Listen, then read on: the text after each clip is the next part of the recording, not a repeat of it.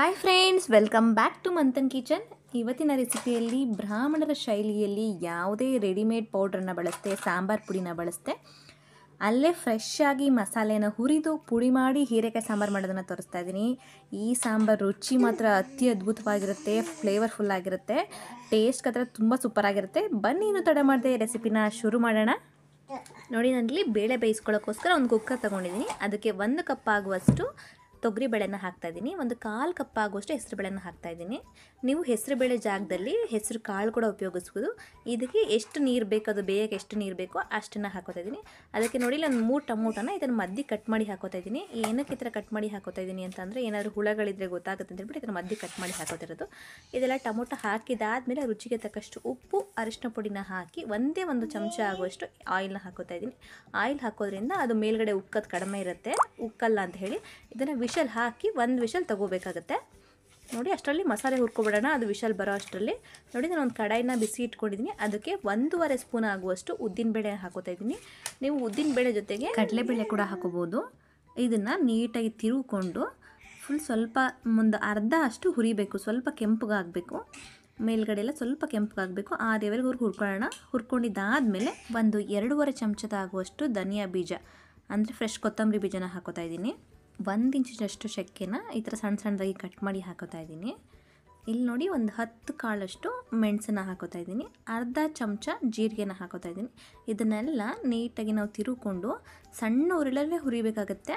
ನೋಡಿ, ಇದನ್ನೆಲ್ಲ ಹಾಕ್ಕೊಂಡಿದ್ದಾದಮೇಲೆ ಸ್ವಲ್ಪ ಫ್ರೈ ಮಾಡ್ಕೊಂಡಿದ್ದಾದಮೇಲೆ ಒಂದು 6 ಬ್ಯಾಡಗಿ ಮೆಣಸಿಕಾಯಿ ಮತ್ತು ಒಂದು 2 ಗುಂಟೂರು ಮೆಣಸಿಕಾಯಿನ ಹಾಕೋತಾ ಇದ್ದೀನಿ. ಇದನ್ನು ಸ್ವಲ್ಪ ತಿರುಗಿಕೊಂಡು ಫ್ರೈ ಮಾಡ್ಕೋಬೇಕಾಗತ್ತೆ. ಆಮೇಲೆ ಒಂದು 20 ಕಾಳಾಗುವಷ್ಟು ಮೆಂತ್ಯನ ಹಾಕೋತಿದ್ದೀನಿ. ಮೆಂತ್ಯ ಸ್ವಲ್ಪ ಫ್ರೈ ಮಾಡ್ಕೊಂಡಿದ್ದಾದಮೇಲೆ ಕೊನೆಯಲ್ಲಿ ಸ್ವಲ್ಪ ಕೊಬ್ಬರಿ ತುರಿಯನ್ನು ಸೇರಿಸ್ಕೊತಾ ಇದ್ದೀನಿ. ಕೊಬ್ಬರಿನ ಮಾತ್ರ ಜಾಸ್ತಿ ಹಾಕ್ಕೊಳ್ಳೋಕೆ ಹೋಗ್ಬೇಡಿ. ಇದನ್ನು ನೀಟಾಗಿ ತಿರುಗ್ಕೊತಾ ಹುರ್ಕೋಬೇಕಾಗತ್ತೆ. ಹೈ ಫ್ಲೇಮಲ್ಲಿ ಇಟ್ಕೊಂಡ್ರೆ ಸೀದೋಗೋ ಚಾನ್ಸಸ್ ಇರುತ್ತೆ. ನೀಟಾಗಿ ತಿರುಗಿಕೊಂಡು ಸ್ವಲ್ಪ ಕ್ರಿಸ್ಪಿಯಾಗಿ ಆಗಬೇಕು, ಅಲ್ಲಿವರೆಗೂ ಹುರ್ಕೋಬೇಕಾಗತ್ತೆ. ನೋಡಿ, ನಾನು ಈ ಲೆವೆಲ್ವರೆಗೂ ಹುರ್ಕೊಂಡಿದ್ದೀನಿ. ಇಷ್ಟು ಸಾಕು. ಇವಾಗ ಇದನ್ನು ಒಂದು ತಟ್ಟೆಗೆ ಟ್ರಾನ್ಸ್ಫರ್ ಮಾಡ್ಕೊಳ್ಳೋಣ. ನೀವು ಅದೇ ಪಾತ್ರೆಯಲ್ಲಿ ಬಿಟ್ಬಿಟ್ರೆ ಕೆಳಗಡೆ ಎಲ್ಲ ಸೀದೋಗ್ಬಿಡುತ್ತೆ, ಅದೇ ಕಾವಿಗೆ ಸೀದೋಗ್ಬಿಡುತ್ತೆ. ಒಂದೇ ತಟ್ಟೆಗೆ ಟ್ರಾನ್ಸ್ಫರ್ ಮಾಡಿ ಇಟ್ಕೊಂಡ್ರೆ ಆರೋಕ್ಕೆ ಅದು ಈಸಿ ಆಗುತ್ತೆ. ಇದೆಲ್ಲ ನೀಟಾಗಿ ಆರಿದಾದಮೇಲೆ ನಾವು ಮಿಕ್ಸಿಲಿ ಪುಡಿ ಮಾಡ್ಕೋಬೇಕಾಗತ್ತೆ. ನೋಡಿ, ನಾನೊಂದು 2-3 ನಿಮಿಷ ಬಿಟ್ಟಿದ್ದೆ, ಸ್ವಲ್ಪ ತಣ್ಣಗಾಗಿದೆ ಎಲ್ಲ. ಇವಾಗ ಇದನ್ನು ಒಂದು ಮಿಕ್ಸಿ ಜಾರ್ಗೆ, ಅಂದರೆ ನೀವೆಲ್ಲ ಮಸಾಲೆ ಎಲ್ಲ ಪುಡಿ ಮಾಡ್ತಾರಲ್ವ, ಆ ಚಿಕ್ಕ ಜಾರ್ಗೆ ಟ್ರಾನ್ಸ್ಫರ್ ಮಾಡ್ಕೋತಾ ಇದ್ದೀನಿ. ಇದನ್ನೆಲ್ಲ ಹಾಕ್ಕೊಂಡಿದ್ದಾದಮೇಲೆ ಇದನ್ನು ರುಬ್ಕೋಬೇಕಾಗತ್ತೆ. ಇದು ಒಂದು ಫುಲ್ ಫೈನ್ ಪೌಡ್ರ್ ಬೇಡ, ಫುಲ್ ತರಿಯಾಗೂ ಬೇಡ, ಸ್ವಲ್ಪ ತರಿಯಾಗಿ ರುಬ್ಕೋಬೇಕಾಗತ್ತೆ. ನೋಡಿ, ನಾನು ಈ ಥರ ರುಬ್ಕೊಂಡಿದ್ದೀನಿ.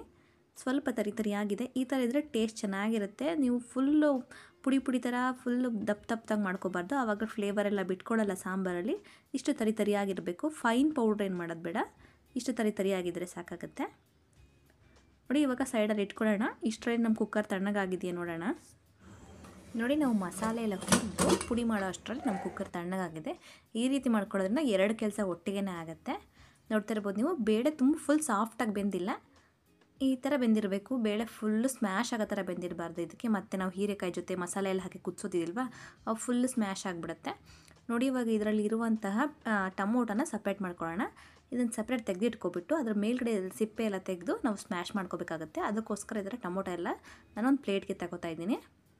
ನೋಡಿ, ನಾನು ಇವಾಗ ಈ ಥರ ತೊಗೊಂಡಿದ್ದಾದಮೇಲೆ ಇದ್ರ ಮೇಲ್ಗಡೆ ಇರೋ ಸಿಪ್ಪೆಯನ್ನೆಲ್ಲ ತಗೋತೀನಿ ನೀಟಾಗಿ. ಈ ಥರ ಸಿಪ್ಪೆ ಎಲ್ಲ ತೊಗೊಂಡಿದ್ದಾದಮೇಲೆ ಒಂದು ಸ್ಮ್ಯಾಶರಿಂದ ನೀಟಾಗಿ ಇದನ್ನು ಸ್ಮ್ಯಾಶ್ ಮಾಡ್ಕೋಬೇಕಾಗುತ್ತೆ. ನೋಡಿ, ಈ ಥರ ಸ್ಮ್ಯಾಶ್ ಮಾಡಿ ಸೇರಿಸೋದ್ರಿಂದ ಅದು ಹುಳಿ ಅಂಶ ಏನಿರುತ್ತೆ ಅದು ನೀಟಾಗಿ ಎಲ್ಲ ಕಡೆನೂ ಆಗುತ್ತೆ. ಇದನ್ನು ಬೇಳೆನೂ ಸೇರಿಸಿ ಸ್ಮ್ಯಾಶ್ ಮಾಡಿದ್ರೆ ಏನಾಗುತ್ತೆ, ಫುಲ್ಲು ಸ್ಮ್ಯಾಶ್ ಆಗಿಬಿಡುತ್ತೆ ಬೇಳೆ ಎಲ್ಲ, ಅಷ್ಟು ಚೆನ್ನಾಗಾಗಲ್ಲ. ಸ್ವಲ್ಪ ಬೇಳೆ ಥರ ಇದ್ರೇ ಸಾಂಬಾರು ಟೇಸ್ಟ್ ಆಗಿರುತ್ತಲ್ವ. ನೋಡಿ, ಸ್ಮ್ಯಾಶ್ ಮಾಡ್ಕೊಂಡಿರೋಂಥ ಟೊಮೊಟೊನ ವಾಪಸ್ ಬೇಳೆಗೆ ಸೇರಿಸ್ಕೊಂಡಿದ್ದೀನಿ. ಇವಾಗ ಇದನ್ನು ಸೈಡಲ್ಲಿ ಇಟ್ಕೊಳ್ಳೋಣ.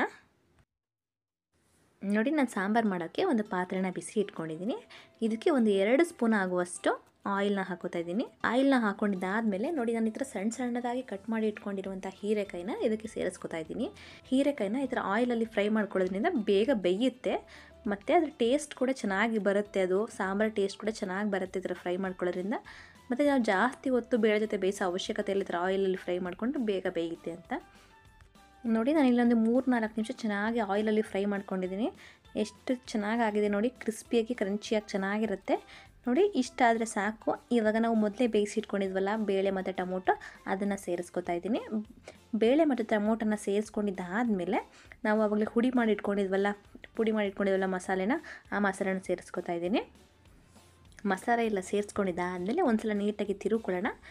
ಇವಾಗ ನೋಡಿ ಕನ್ಸಿಸ್ಟೆನ್ಸಿ ನೋಡಿ, ಇವಾಗ ನೀರು ಬೇಕಾದರೆ ಆ್ಯಡ್ ಮಾಡ್ಕೋಬೋದು ನೀವು. ನೋಡಿ ಇಷ್ಟು ತಿಕ್ಕಾಗಿದೆ. ಇವಾಗ ಇದಕ್ಕೆ ನಮಗೆ ಸ್ವಲ್ಪ ಇವಾಗ ನೀರು ಬೇಕು, ನೀರನ್ನ ಸೇರಿಸ್ಕೊಳ್ಳೋಣ. ನೀರನ್ನ ಸೇರಿಸ್ಕೊಂಡಿದ್ದಾದಮೇಲೆ ನಾವು ಕನ್ಸಿಸ್ಟೆನ್ಸಿನ ನೋಡ್ಕೋಬೇಕಾಗುತ್ತೆ. ಈ ಸಾಂಬಾರು ಮಾತ್ರ ತುಂಬ ತೆಳುವಾಗಿ ಮಾಡ್ಕೊಬಿಡಿ, ಟೇಸ್ಟ್ ಅಷ್ಟು ಚೆನ್ನಾಗಿರಲ್ಲ. ಮೀಡಿಯಮ್ ತಿಕ್ನೆಸ್ ಆಗಿ ಇರಬೇಕು. ನೋಡಿ ಇಷ್ಟು ತಿಕ್ನೆಸ್ ಆಗಿರಬೇಕು. ಇದು ಕುದ್ದು ಇನ್ನೂ ತಿಕ್ಕಾಗುತ್ತೆ, ಅಷ್ಟಾದರೆ ಓಕೆ, ಪರವಾಗಿಲ್ಲ. ನೀರನ್ನ ಸೇರಿಸ್ಕೊಂಡಿದ್ದಾಗಿದೆ. ಇವಾಗ ಕುದಿ ಬರ್ತಾಯಿದೆ. ಈ ಹಂತದಲ್ಲಿ ನೋಡಿ ನಾನಿಲ್ಲಿ ಸ್ವಲ್ಪ ಬೆಲ್ಲನ ಹಾಕೋತಾ ಇದ್ದೀನಿ, ಒಂದು ಸ್ವಲ್ಪ ಹುಣಸೆ ರಸನ ಹಾಕೋತಾ ಇದ್ದೀನಿ. ಇದಕ್ಕೆ ತುಂಬ ಹುಣಸೆ ರಸ ಹಾಕೋದು ಬೇಡ. ಏನಕ್ಕೆ ಅಂತಂದರೆ ನಾವು 3 ಟೊಮೊಟೊನ ಆಲ್ರೆಡಿ ಬೇಯಿಸಿ ಸ್ಮ್ಯಾಶ್ ಮಾಡಿ ಹಾಕ್ಕೊಂಡಿದ್ದೀನಿ. ಈ ಹಂತದಲ್ಲಿ ರುಚಿನ ನೋಡಿ, ನಿಮ್ಗೆ ಉಪ್ಪು ಬೇಡ ಬೇಯಕ್ಕೂ ಸ್ವಲ್ಪ ಉಪ್ಪು ಹಾಕಿದ್ವಿ ಅಲ್ವಾ, ಅದರಿಂದಾಗಿ ಇನ್ನೂ ಸ್ವಲ್ಪ ಇಲ್ಲಿ ಉಪ್ಪನ್ನು ಹಾಕೋತಿರೋದು. ಇದನ್ನು ನೀಟಾಗಿ ತಿರುಗಿಕೊಂಡು ಇದನ್ನು ಮುಚ್ಚಿ ಒಂದು ಸಿಮ್ಮಲ್ಲಿ ಒಂದು 10 ನಿಮಿಷ ಬೇಯಿಸ್ಕೊಳ್ಳೋಣ. 10 ನಿಮಿಷ ಸಾಕಾಗುತ್ತೆ. ಏನಕ್ಕಂತಂದರೆ ನಾವು ಬೇಳೆನೂ ಆಲ್ರೆಡಿ ಬೇಯಿಸ್ಕೊಂಡಿದ್ದೀವಿ ಮತ್ತು ಹೀರೆಕಾಯನ್ನು ಫ್ರೈ ಮಾಡ್ಕೊಂಡಿದ್ದೀವಲ್ವ, ಇದು ಮಸಾಲೆ ಎಲ್ಲ ಫ್ಲೇವರ್ ಬಿಡೋಕ್ಕೆ ಒಂದು 10 ನಿಮಿಷ ಬೇಕಾಗುತ್ತೆ. ಊರಿನ ಆದಷ್ಟು ಸಣ್ಣ ಮಾಡಿಕೊಂಡು ಮುಚ್ಚಿ ಒಂದು 10 ನಿಮಿಷ ಬೇಯಿಸ್ಕೊಳ್ಳೋಣ. ನೋಡಿ ಒಂದು 10 ನಿಮಿಷ ಬಿಟ್ಟಿದೆ ಸಣ್ಣ ಊರಿನಲ್ಲೇ. ನೋಡಿ ನಮ್ಮ ಸಾಂಬಾರೆಲ್ಲ ನೀಟಾಗಿ ಕುದ್ದು ಸ್ವಲ್ಪ ಕಡಿಮೆನೂ ಆಗಿದೆ, ಸ್ವಲ್ಪ ತಿಕ್ಕು ಕೂಡ ಆಗಿದೆ. ನೋಡ್ತಾ ಇರ್ಬೋದು ನೀವು ಎಷ್ಟು ಕಲರ್ ಕೂಡ ಎಷ್ಟು ನೀಟಾಗಿ ಬಂದಿದೆ ಅಂತ. ನಾವು ಹಾಕಿದಾಗ ಇಷ್ಟು ಕಲರ್ ಕಾಣಿಸ್ತಾ ಇರಲಿಲ್ಲಲ್ವ.